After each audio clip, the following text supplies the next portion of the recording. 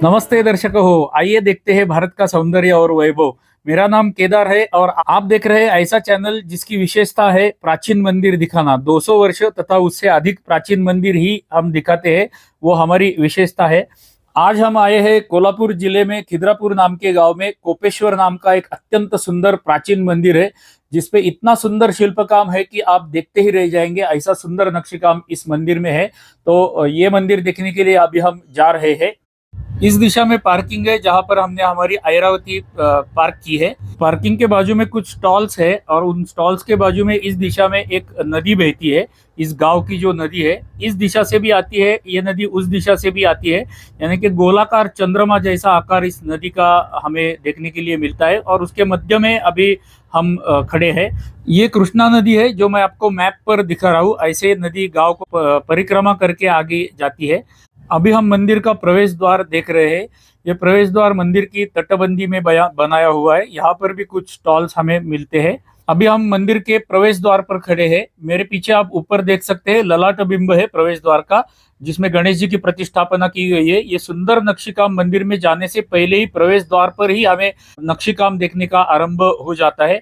मंदिर में हम जैसे ही अंदर जाएंगे तो आप शिल्प बम्बाड़ होने वाले हैं। मैं शिल्प बम्बाड़ शब्द का प्रयोग कर रहा हूँ क्योंकि ऐसा ही सुंदर ये मंदिर है, जो आप देख के थक्क हो जाएंगे। अभी हम मंदिर के पीछे ही जो प्रवेश मंडप है, उस प्रवेश मंडप में आए हैं। इस प्रवेश मंडप में भी कुछ स्तंभ हमें दिखाई देते हैं, जिनपे सुंदर नक्शी काम किया हुआ है। किंतु यहाँ पर थोड़ा सा अंधेरा है, इसलिए और आगे जाके हमें बहुत कुछ देखना है। कि यहाँ की केवल आपको झलक दिखाता हूँ, कुछ हाइलाइट्स यहाँ के दिखाता हूँ, और फिर मंदिर की दिशा में हम जाएंगे।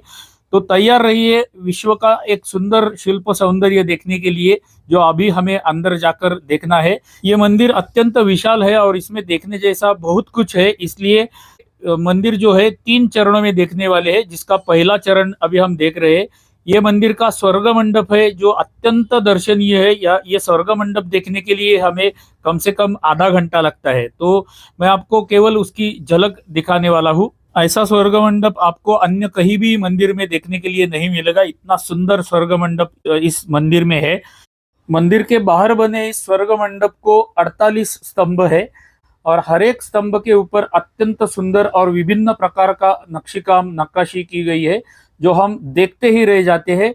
जैसे मैंने बोला, ये स्वर्ग मंडप देखने के लिए हमें आधा घंटा लगता है। हम आधा घंटा नहीं यहाँ पर स्पेंड करेंगे, कि मैं आपको यहाँ की केवल झलक दिखाने वाला हूँ। स्वर्ग मंडप के स्तंभों के नीचे की बाजू में अत्यंत सुंदर नक्शी काम किया हुआ हमें दिखाई देता है, और हर एक स्तंभ के ऊपर भिन्न भिन्न प्रकार के नक्शी काम यहाँ पर स्तंभ के नीचे बनाए गए हैं। कुछ स्तंभों पर हमें दक्षिणात्य पद्धति के, यानी कि दक्षिण के जो मंदिर होते हैं उसके गोपुर हमें यहाँ पर बनाए हुए कुछ स्तंभों में दिखाई देते हैं। इन स्तंभों के ऊपर की दिशा में यदि हम देखेंगे तो अष्ट दिशाओं के अष्ट लोकपाल हमें दिखाई देते हैं। यम देवता भी हमें दिखाई देते हैं। इंद्र, वरुण, अग्नि, कार्तिकेय स्वामी, ऐसे भिन्न भिन्न प्रकार के भिन्न भिन्न देवताओं के मंदिर हमें ऊपर की दिशा में देखने के लिए मिलते हैं। हर एक स्तंभ के ऊपर ऐसे अष्ट दिशाओं के अष्ट देवता इस दिशा में ऊपर की दिशा में हमें देखने के लिए मिलते हैं। भूमि पर हमें 14 फुट व्यास की एक रंगशिला दिखाई देती है। इस रंगशिला पर बैठकर कोई भी कलाकार, जो नर्तन करने वाला हो, गायन करने वाला हो, कोई भी कलाकार अपनी कला परमेश्वर को सादर करने के लिए इस रंगशिला पर बैठकर वो कला सादर करते थे। और ऊपर बैठे हुए सारे भगवान जो है और स्वर्ग मंडप से वो उनकी कला देख रहे हैं, ऐसी संकल्पना इस मंदिर में है। ऊपर जो गवाक्ष हमें दिखता है, ये बिल्कुल नीचे की जो रंगशिला है उसी आकार का है। 14 फुट व्यास की ये रंगशिला और स्वर्ग मंडप, ऐसी सुंदर रचना आपको अन्य कोई भी मंदिर में देखने के लिए नहीं मिलेगी। इतनी सुंदर यहाँ की स्वर्ग मंडप की रचना है। इस मंदिर की अगली विशेषता देखते हैं। ये भाटिका का जैसे दिखा रहे, बाई बाजू में यदि हम देखेंगे तो मंदिर के बाहर की बाजू से हमें ब्रह्मा का दर्शन होता है। वहां पर जो भाटिका का दिखा रहे आप देख सकते हैं, बाहर से मंदिर के बाहर से एक ब्रह्मा की मूर्ति बनाई गई है।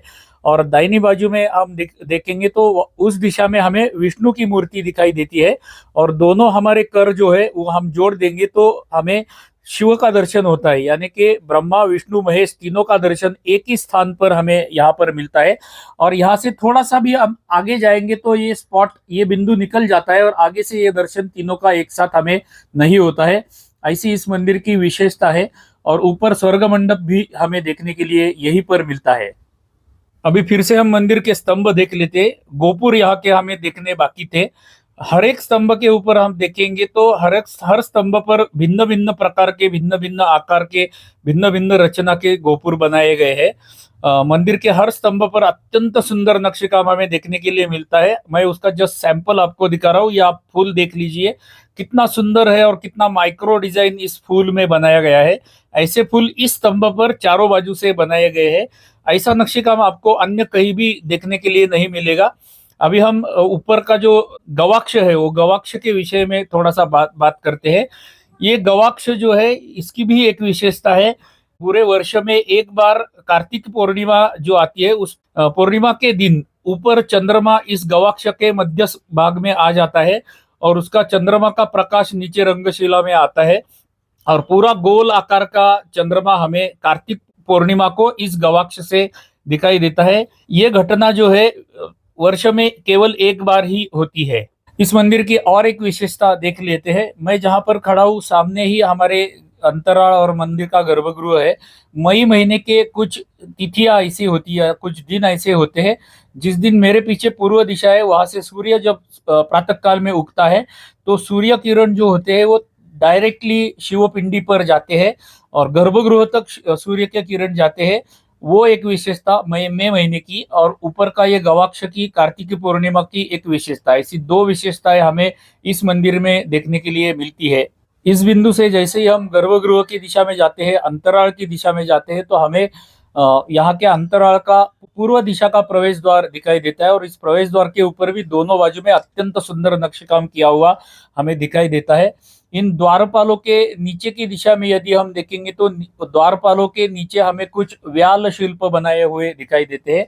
व्याल शिल्प यानी कि कुछ प्राणियों के शरीर होते हैं और कुछ अन्य प्राणी का मुखौटा होता है, या मानव के मुखौटे भी इनको होते हैं। ऐसे दोनों बाजू में हमें व्याल देखने के लिए मिलते हैं। उनके ऊपर के यदि द्वारपाल हम देखेंगे तो इनकी सुंदर नक्काशी आप यहाँ पर देख सकते हैं। तो यहाँ पर आप उनके अलंकार देख लीजिए। इतने बारीक गेहूं के दाने के आकार के बराबर या चावल के दाने के आकार के बराबर के अलंकार इन द्वारपालों के ऊपर बनाए गए हैं और अत्यंत सुंदर, मोहनीय, दर्शनीय, प्रशंसनीय ये द्वारपाल है। उनके अलंकार हम देखते जाएंगे तो हम देखते ही रह जाते हैं। और हमें ऐसा नोटिस हुआ, हमारे ऐसे ध्यान में आया कि जितने भी यहाँ पर द्वारपाल है, सबके अलंकार भिन्न भिन्न प्रकार के हैं। ऊपर ही आप व्याल दीजिए, देखिए जरा, इसका मकर का मुखौटा, मकर का शरीर है इसको, किंतु ऊपर मोर का पिसारा दिखाया गया है। तो मकर और मोर, इन दोनों का कॉम्बिनेशन हमें इस शिल्प में दिखाई देता है। ये ऐसे विभिन्न शिल्प हमें इस मंदिर में देखने के लिए मिलते हैं।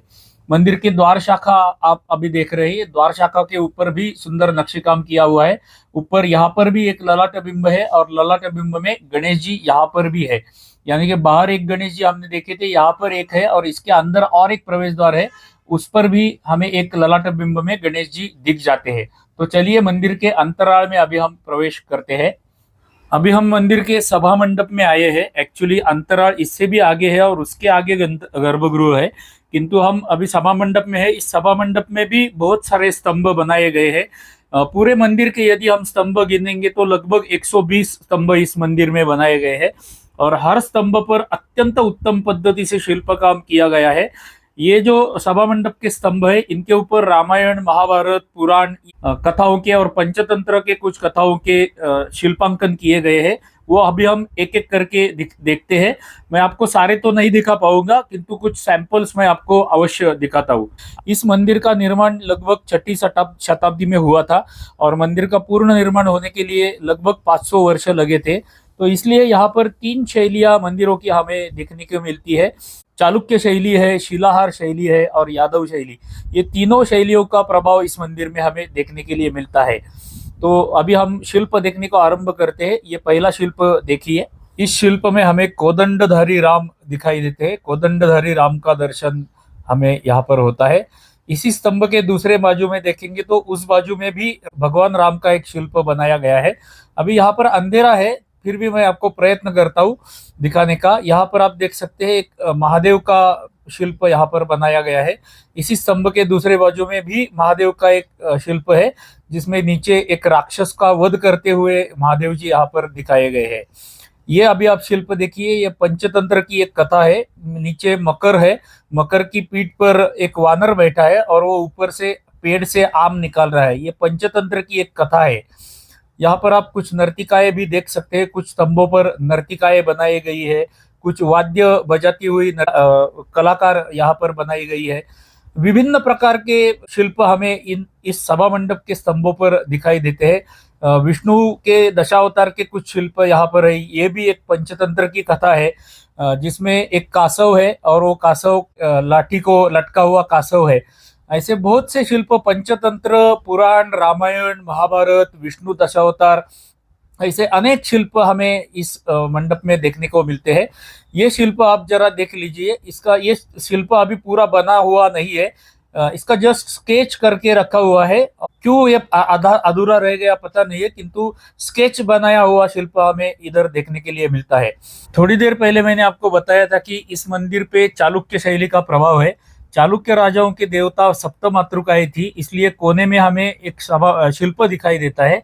इस शिल्प में बाई बाजू में हमें महादेव जी दिखते हैं, नंदी महाराज के साथ में महादेव जी, और दाहिनी बाजू में हमें गणेश जी का शिल्प दिखाई देता है। उनका वाहन मूषक भी उसके साथ में है, यानी कि इस बाजू में गणेश जी, इस बाजू में महादेव और मध्य में सप्तमातृकाएं। ऐसा एक सुंदर शिल्प हमें इस सभा मंडप के कोने में दिखाई देता है।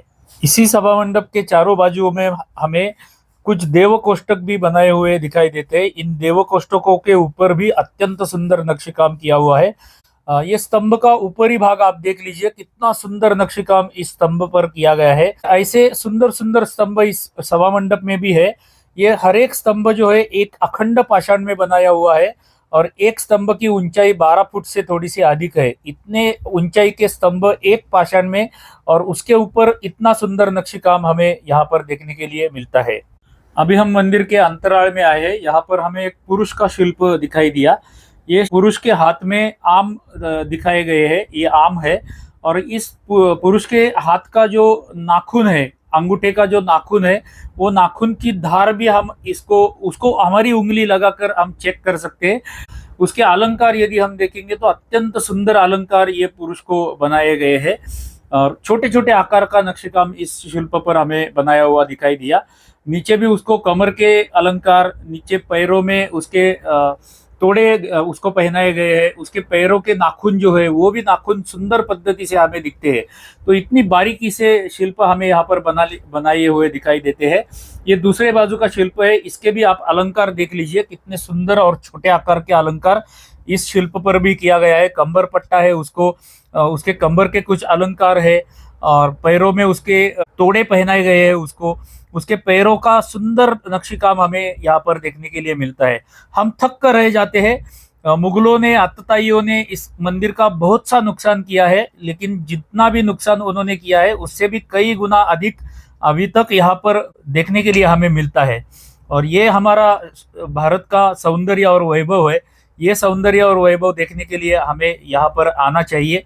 आप कोई भी स्टेट में, भारत के कोई भी राज्य में रहते रहेंगे तो भी आपको ऐसा लगेगा कि हमें ये मंदिर देखने के लिए प्रत्यक्ष आना ही चाहिए। अभी और कुछ शिल्प हमें ये अंतराल में दिखाई दिए।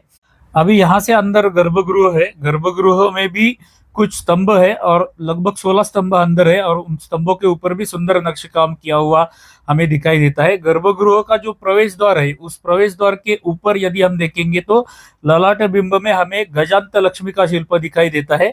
ऐसी गजांत लक्ष्मी हमने वागेश्वर मंदिर में भी देखी थी। उनकी द्वार शाखाओं पर भी अत्यंत सुंदर नक्शेकाम हमें देखने के लिए मिलता है। यहाँ पर आप देख सकते हैं 3D टाइप का या 2D टाइप का शिल्प बनाया हुआ दिखाई देता है। शिल्प के पीछे हम हाथ उंगली डालकर चेक कर सकते हैं। यहाँ पर इतने सुंदर शिल्प है कि मैं उनका वर्णन नहीं कर पा रहा हूँ, मेरे पास शब्द नहीं है। ऐसे सुंदर शिल्प हमें यहाँ पर देखने के लिए मिलते हैं। आज तक बहुत से शिव मंदिरों में हमने शिव के गण गर्भगृह के बाहर देखे थे, ऐसे ही 2 गण यहाँ पर थे। अभी जो हम देख रहे हैं ये दाहिनी बाजू का शिव का गण है। बाई बाजू का जो गण है वो यहाँ से गायब है, वो मंदिर के बाहर टूटी फूटी अवस्था में पड़ा हुआ है। ये जो गण है शिव का, दाहिनी बाजू का गण, उसकी ऊंचाई लगभग 8 फीट है। हमारे पूर्वजों के पास कोई भी आधुनिक शस्त्र नहीं थे, उनके पास हाईटेक टूल्स नहीं थे। ये आप देख लीजिए, हम जहाँ पर उंगली डाल रहे हैं ये काम उन्होंने विदाउट हाईटेक टूल्स कैसे किया रहेगा, है कि नहीं आश्चर्य की बात। यहाँ पर कुछ परदेशी नागरिकों के भी शिल्प हमें दिखाई देते हैं। कुछ चाइनीज या फ्रेंच नागरिकों के चित्र भी या शिल्प भी हमें इस मंदिर के स्तंभों के ऊपर बनाए हुए दिखाई देते हैं। ऐसे विदेशी नागरिकों के शिल्प देख के हमें पता चलता है कि हमारे उस कालावधि के लोग विदेशों में भी व्यापार करते थे। अभी रामायण, ये शिल्प रामायण का है। भगवान राम के जंगा पर लक्ष्मण जी मूर्छित होकर पड़े हुए हैं, ये दर्शाने वाला शिल्प हमें देखने को लिए मिलता है रामायण का। उसके बाजू में यदि हम देखेंगे तो वहां पर हमें हनुमान जी मिलते हैं, क्योंकि इसी प्रसंग के बाद में औषधि लाने के लिए हनुमान जी गए थे, इसलिए हनुमान जी का शिल्प रामायण के शिल्प के बाजू में लगाया गया है। ये शिल्प देख लीजिए, ये भी एक हनुमान जी का शिल्प है, किंतु ये दक्षिण मुखी हनुमान इस मंदिर में अंदर हमें देखने के लिए मिलते हैं। ऐसे बहुत से रामायण और महाभारत के प्रसंग हमें यहाँ पर देखने के लिए मिलते हैं। अभी ये है भगवान विष्णु, शंख चक्र पद्म गदा हाथ में लिए हुए विष्णु का शिल्प हमें एक स्तंभ पर एक बाजू में दिखाई देता है। उसी स्तंभ के दूसरे बाजू में हमें विष्णु का 9वां अवतार बुद्ध भी दिखाई देता है। अगला आश्चर्य, यहाँ पर देखिए आप, आज के कालावधि में जैसे डिजिटल डिजाइनिंग किया जाता है कंप्यूटर पर, वैसा डिजिटल डिजाइनिंग जैसा शिल्प पाषाण में बनाया हुआ हमें यहाँ पर देखने के लिए मिलता है। इससे आप कल्पना कर सकते हैं कि हमारे पूर्वज कितने कुशल कारागिर थे। अभी यहाँ पर आप देख लीजिए, ये भी 3D टाइप का शिल्प है, उसके पीछे उंगली डाल के देख सकते हैं, सामने का पाषाण वैसे के वैसा है और पीछे का पाषाण तराश कर निकाला गया है। तो कैसे ये शिल्प पुराने कालावधि में बनाते रहेंगे, हमारे पूर्वज कितने आधुनिक थे, इसकी कल्पना हमें ऐसे शिल्प देखकर आ जाती है। अभी ये जो सारे शिल्प इस मंदिर में बनाए गए हैं, इस टाइप का यानी कि बसाल्ट नाम का खड़क या पाषाण ये मंदिर के क्षेत्र में मिलता नहीं है। कम से कम 100-150 किलोमीटर दूर से ये सारे शिल्प इस मंदिर के निर्माण के लिए यहाँ पर लाए गए थे। अभी हम मंदिर के गर्भगृह में आ गए हैं। ये गर्भगृह का कुछ नक्शेकाम आपको दिख रहा है। बहुत से स्तंभ इस गर्भगृह में भी हमें देखने के लिए मिलते हैं। छत पे भी सुंदर नक्शेकाम है और नीचे गर्भगृह में मुख्य हम देखेंगे तो बाई बाजू में कोपेश्वर है, दाई बाजू में धोपेश्वर है, यानी कि भगवान महादेव और भगवान विष्णु दोनों देवता पे एक ही गर्भगृह में आजू बाजू में हमें देखने के लिए मिलता है। शंकर भगवान और विष्णु का दर्शन हमें यहाँ पर होता है। तो दर्शकों हो, खिद्रापुर के कोपेश्वर मंदिर का केवल हमने अभी तक 1/3 भाग देखा है, किंतु 17 मिनट हो गए, 18 मिनट हो गए, तो हम पहले भाग की यहीं पर इतिश्री करते हैं। अगले 2 चलचित्रों में मंदिर का बाहर का भाग हमें देखना है, वो हम देखेंगे। आपसे प्रार्थना है कि कृपया मंदिर का बाहर का भाग जो हम अगले 2 भागों में दिखाने वाले हैं, दो चरणों में दिखाने वाले हैं, वो भी देखिएगा। इस खिद्रापुर के कोपेश्वर मंदिर के लिए हम एक स्पेशल प्लेलिस्ट बना रहे हैं जिसका नाम होगा खिद्रापुर कोपेश्वर मंदिर। वो प्लेलिस्ट का अवश्य लाभ उठाइएगा, उसमें आपको इस मंदिर के सारे भाग देखने के लिए मिलेंगे। तो हमारी नित्य की प्रार्थना तो आपसे रहती है कि इस चलचित्र को लाइक कीजिएगा, एक छोटा सा कमेंट कीजिएगा, अपने मित्र कुटुंब परिवार सारे लोगों को इस वीडियो का चलचित्र शेयर कीजिएगा। हमारे चैनल को अभी तक आपने सब्सक्राइब नहीं किया रहेगा तो सब्सक्राइब भी कीजिए, ये आपसे प्रार्थना है। चलिए तो मिलते हैं अगले इस मंदिर के दूसरे चरण में, तब तक के लिए धन्यवाद।